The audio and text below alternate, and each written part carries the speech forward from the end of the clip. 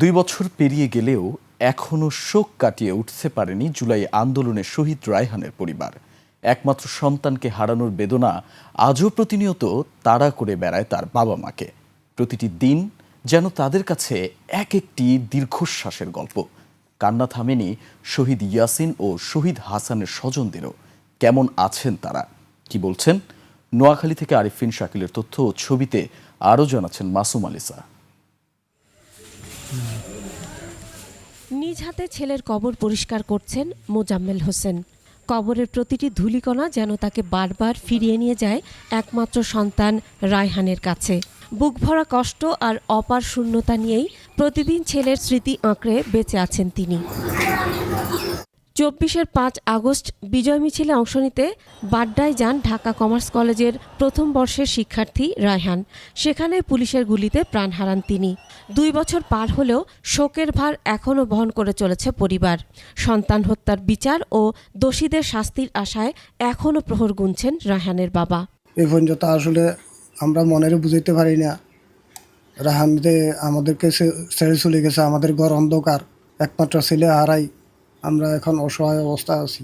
অন্যদিকে ছেলের কথা উঠলেই কান্নায় ভেঙে পড়েন মা আমেনা খাতুন। তার কাছে এখনও যেন প্রতিটি দিন ছেলেকে ফিরে পাওয়ার এক অসমাপ্ত অপেক্ষা। আজ 2 বছর হয়েছে আমার সন্তান আমার আর বলায় না। 5 আগস্ট আসতেছে কিন্তু আমার ছেলে আসে না। শুধু রায়হানই নন, একই দিনে নোয়াখালীর সোনাইমুড়ি থানার সামনে পুলিশের গুলিতে নিহত হন শহীদ মোহাম্মদ ইয়াসিন ও শহীদ হাসান।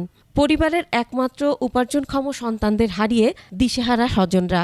2 বছর পরও থামেনি সেই কান্না, শেষ হয়নি বিচার পাওয়ার অপেক্ষা। ছেলের হত্যার বিচার চাই আর কি। আমি থানার সামনে গেছি, কে বলে না আমার ছেলেদের মারা গেছে সে জায়গার ময়দানে। আমার ভাইরা যারা হত্যা করছে আমি তাদের বিচার চাই। আমার হাসান সোনাইমুড়ি বাজারে আম বিক্রি করতে সকালে গেছে, রাতে 10টা বাজে আমার ছেলে মারা গেছে। এদিকে দোষীদের দ্রুত আইনের আওতায় এনে বিচার কাজ শেষ করার দাবি জানিয়েছেন জুলাই আন্দোলনের অন্যতম সমন্বয়করা। আমরা বিএনপি সরকার এবং বিএনপি নোয়াখালীর স্থানীয় প্রশাসনের কাছে আমরা জোর দাবি জানাই, অনতিবিলম্বে সরকার যেন তাদের এই হত্যার বিচার করে এবং তাদের পরিবারের পাশে দাঁড়ায়। শহীদ পরিবারের বাবা মারা যে অন্তত দেখে যেতে পারে যে তাদের সন্তানকে যারা হত্যা করেছে, গণহত্যা করেছে, তাদের বিচার যাতে এই সরকার করে। 2024 সালের জুলাই অভ্যুত্থানে নোয়াখালী জেলার 26 জন দেশের বিভিন্ন স্থানে প্রাণ হারান। এছাড়া আহত হন 2 শতাধিক। শহীদ পরিবারের একটাই প্রত্যাশা, দ্রুত বিচার, রাষ্ট্রের স্বীকৃতি এবং প্রিয়জনের আত্মত্যাগের যথাযথ মূল্যায়ন। Masum আলিসা, desk report, 21 television.